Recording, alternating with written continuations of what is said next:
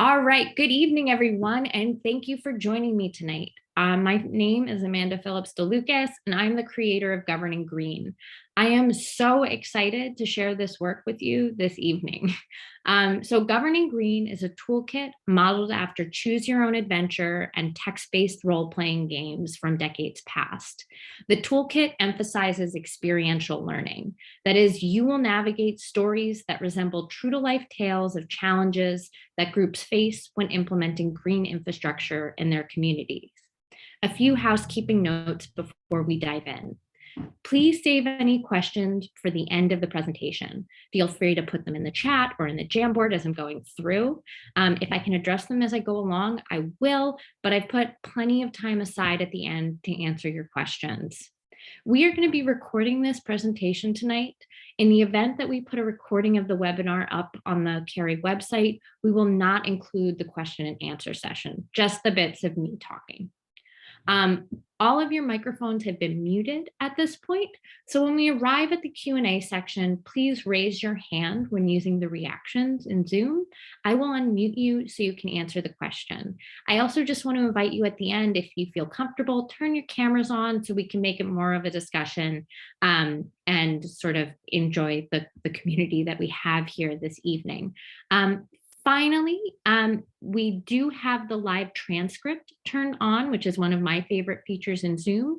So if you click the little closed captioning button at the bottom of your screen, you will be able to get a live transcript. It's not going to be 100% accurate, but it'll be pretty close. All right, so let's get started. First, an outline of what we're going to cover in the webinar tonight. I'm going to start with project acknowledgements and then provide a quick biography of myself. Then we're going to dive into the project origins and the research methods used to create this project and how I came to create Governing Green. From there, I will lead a walkthrough of the toolkit. I'll show you how to use this tool or how the tool works, discuss the prioritization metric featured in the program, and describe some of the learning outcomes I hope you'll take away from this tool. Then I will briefly introduce the standalone term glossary and workbook that accompany this toolkit. My intention is to leave about 20 minutes at the end for questions, so there'll be plenty of time for discussion.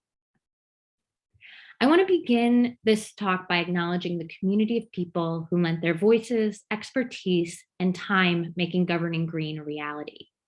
First, the stories presented in Governing Green draw from true-to-life experiences of city officials, institutional leaders, and community advocates from across the United States.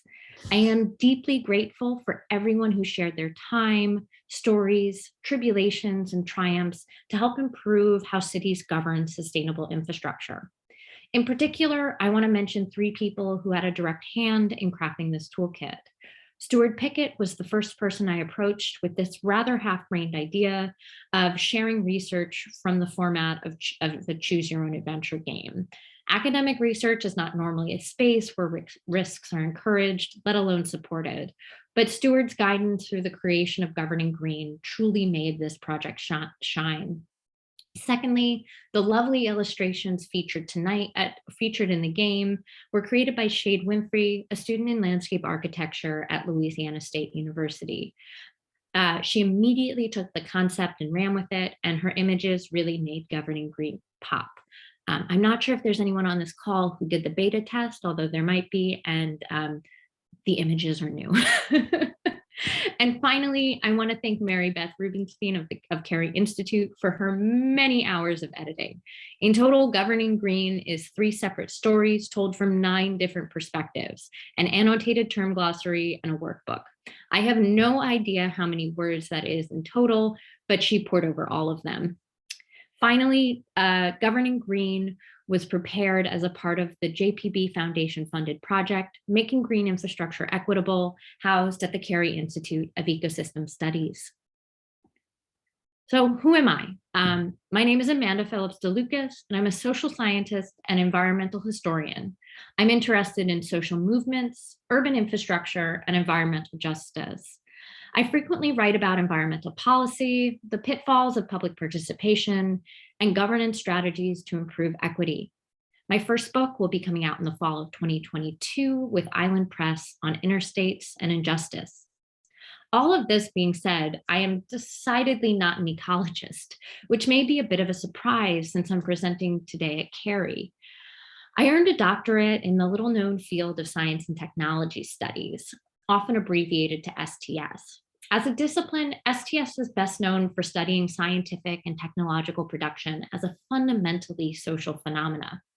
As a social scientist, I'm interested in the social structures that shape our relationships with one another. We are all familiar with how categories such as race, gender, ethnicity, country of origin, or economic position impact how we relate with the world.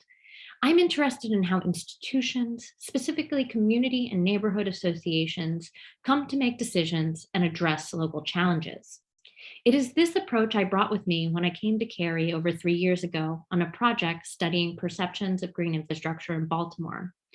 During this project, I spoke with city officials, nonprofit organizations, and community leaders to understand how green infrastructure was being implemented and whether communities and neighborhoods understood these projects as beneficial. This work revealed two findings that inspired the toolkit. The first was that stakeholders genuinely wanted to install green infrastructure to provide multiple benefits, such as stormwater management, community gathering spaces, and wildlife habitats. The second was that despite these good intentions, green infrastructure was frequently constructed without developing protocols, procedures, or systems that could ensure equitable outcomes or the continuance of benefits over time. When I began the research that would lead to this toolkit, I wanted to understand if cities across the US face challenges similar to Baltimore when trying to implement green or sustainable infrastructure projects. While we hope to conduct research in person, I ended up conducting all interviews for this project virtually. I reached out to contacts I had in different cities, and my network in Baltimore put me in touch with their colleagues who worked on similar issues in cities across the US. In the end, I was able to speak with stormwater engineers, community leaders interested in stopping flooding in their community, planners working to implement complete streets, nonprofits engaged in sustainable practice, and nonprofits engaged in sustainable practices in 6 US cities. I went on to interview with a full sheet of questions. I wanted to understand context. How did you get involved with green infrastructure? Motivation. Why are you interested in these projects? Problem solving or problem definition. What problems do you think you or your agency understand green infrastructure to address? Funding. How do you get funding for these things? Maintenance. Who takes care of these projects? And equity. How are different communities' needs considered when preparing a project? After analyzing these interviews, two major themes emerged. Those involved with green infrastructure have a very good idea of what they and the groups they represent are capable of, and the problems they want to address by implementing green infrastructure. But often this knowledge doesn't extend to other groups they work or collaborate with. For instance, city officials frequently work with neighborhood organizations, but misjudge the institutional capacities of the groups. Many neighborhood associations are configured as 501c3 organizations, but are volunteer-led and have different levels of involvement and engagement. This misjudgment is rarely, if ever, malicious, but it often meant that small volunteer-run groups were being asked to take on tasks or interact with city agencies similar to how a fully funded nonprofit organization would. These were wide power differentials between groups that were just often overlooked. Secondly, many I interviewed expressed a desire for integrative metrics to assess both quantitative and qualitative outcomes from projects. Engineers and planners are experts at counting nutrient reduction or measuring ecosystem services. It's the social and cultural benefits that are far more difficult to measure or track. So my goal for the toolkit was twofold. First, I wanted to reveal the structural barriers that different groups face over the life cycle of a green infrastructure project.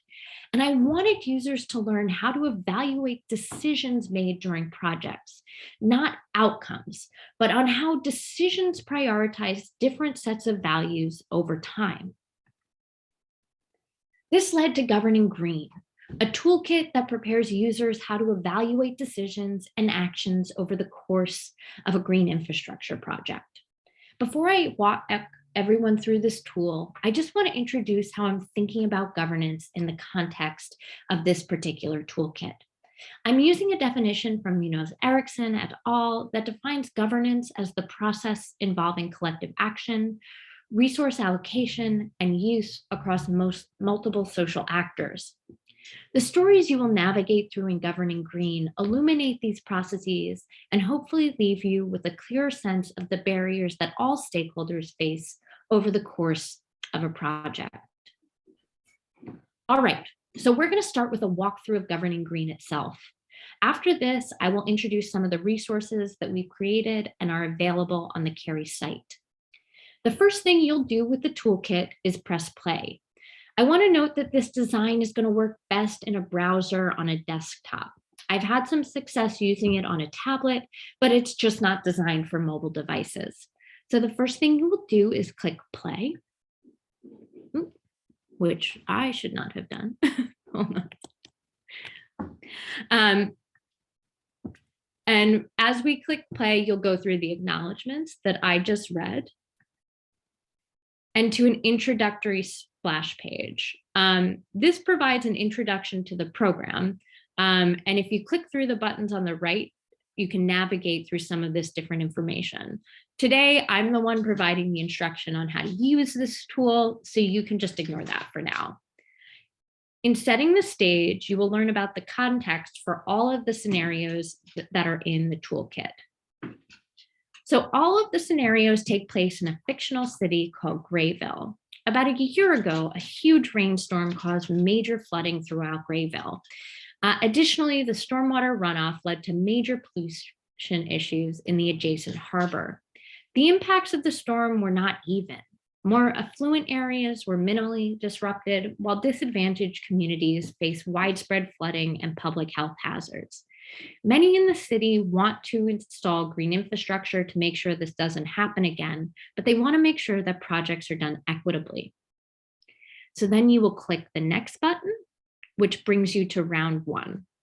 In the first round of Governing Green, you will choose the project and stakeholder type that you're going to navigate the entire game through. So you have 3 examples of project types that you can choose from in the toolkit.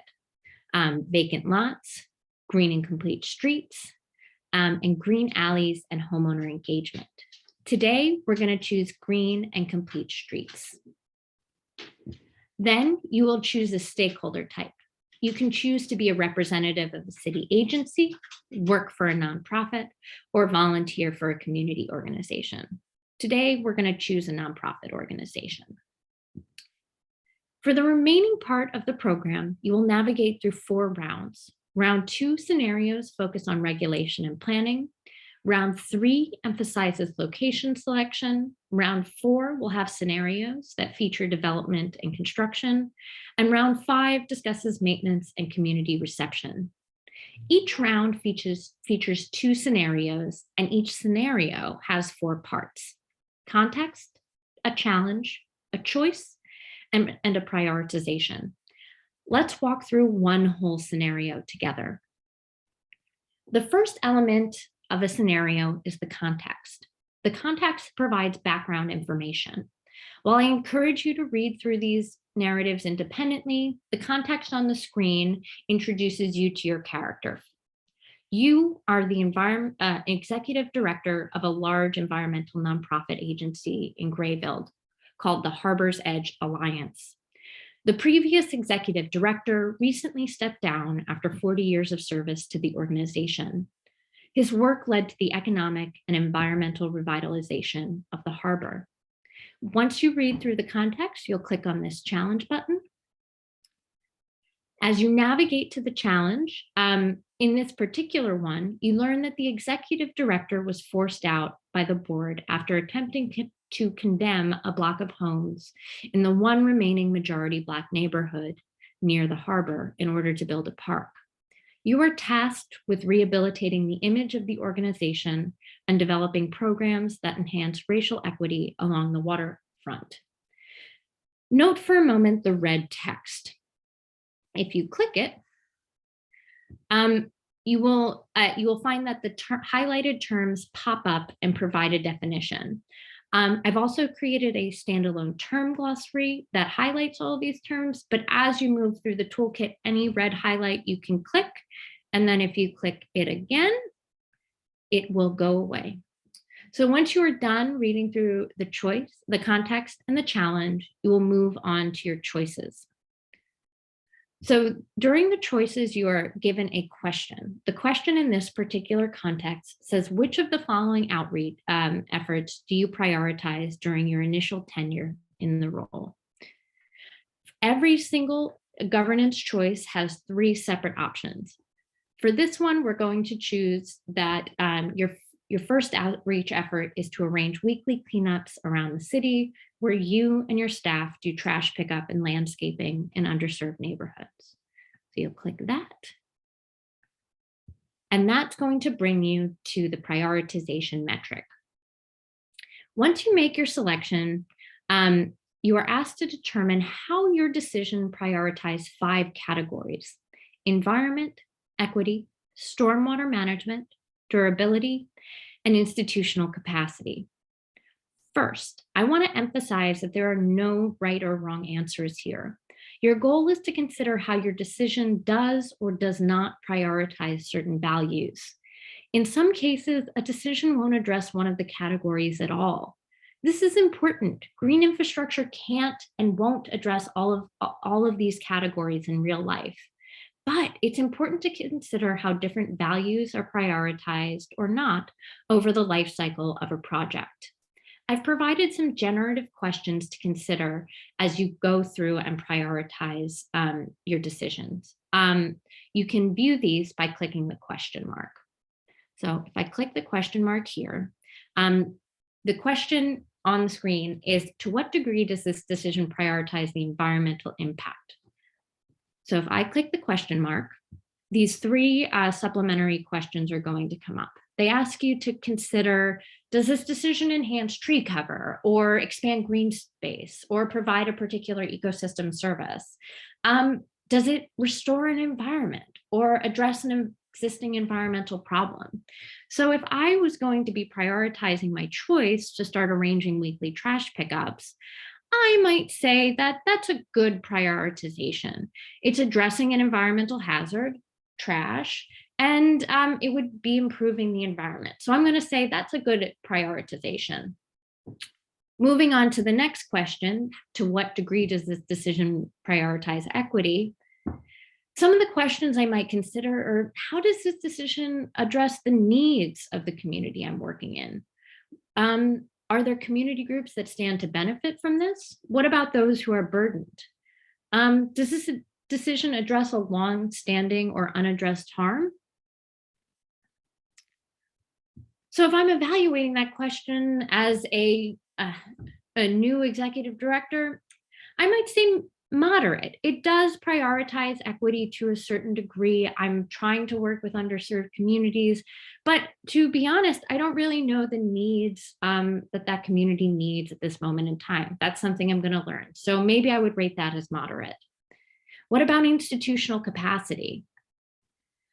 So something we want to consider with this particular metric is, are there power differences between the parties involved in this decision? Do different community groups have the ability or capacity to take on volunteering in a trash cleanup?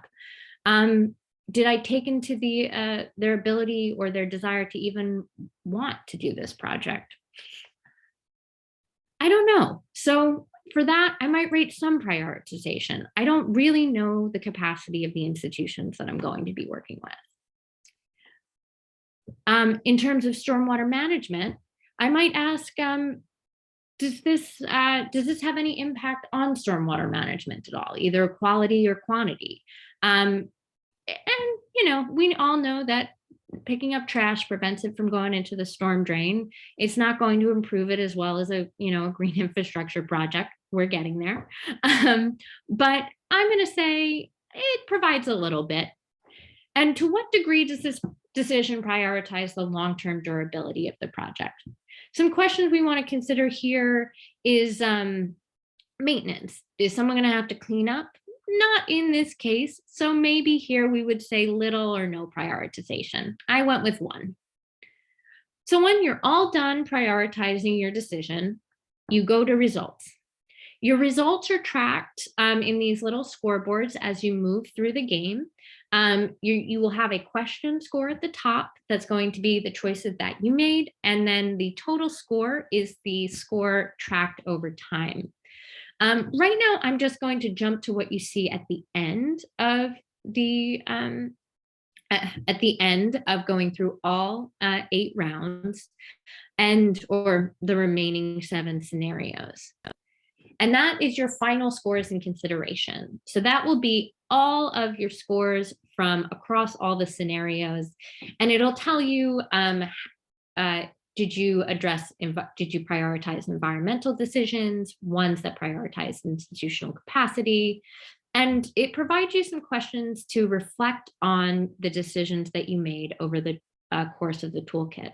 Again, there are no right or wrong answers here. What the toolkit is trying to do is to get you to consider the impacts of your decisions across multiple values that can be achieved during projects, community outreach and engagement, and the other facets of sustainable infrastructure projects.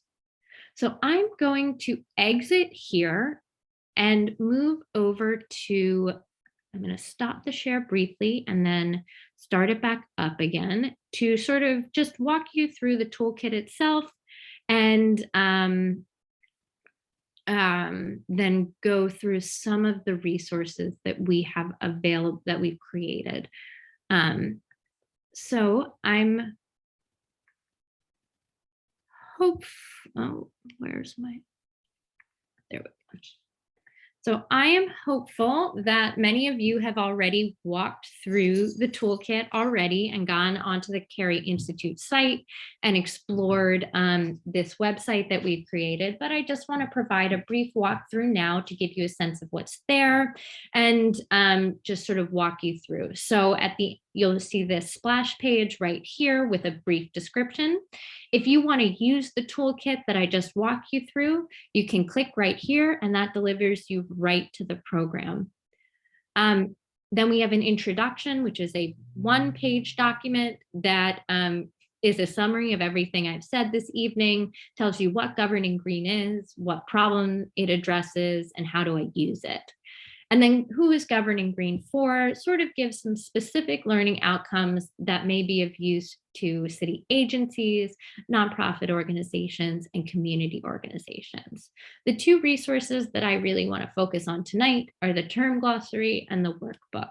So if you just click the term glossary, it's going to load a PDF. The PDF is rather big, so it might take a little time to load. For those nerds like me on the call, you'll notice that this is modeled after the Whole Earth catalog, and that was very intentional. The Governing Green term glossary is really meant to be an accessible entry point for people with not that much knowledge or background in green infrastructure to quickly have all of the terms and jargon that might be used in a planning meeting or a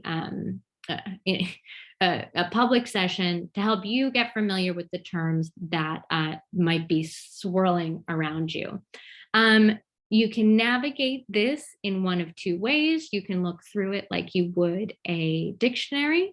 But 2 things that I want to point out with the term glossary.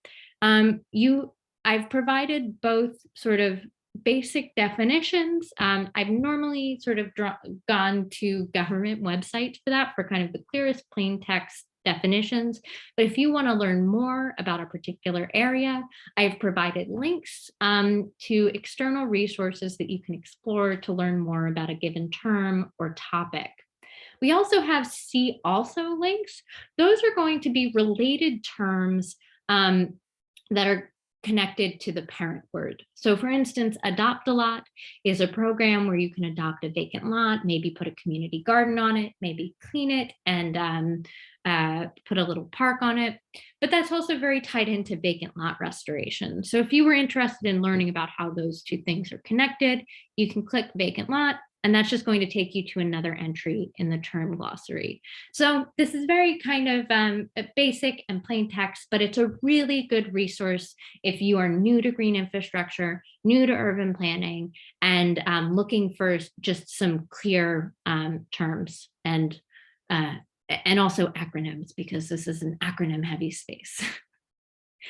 And then finally, I want to introduce you to the workbook. So one of the things I mentioned early on is that this is a project that was really shaped by the pandemic. We wanted to interview people in person, but it just wasn't possible. And so when I was thinking about a format for sharing this research, that was why I went virtual and built the Choose Your Own Adventure. It's for a person at home who might be working from home to navigate that within their own space.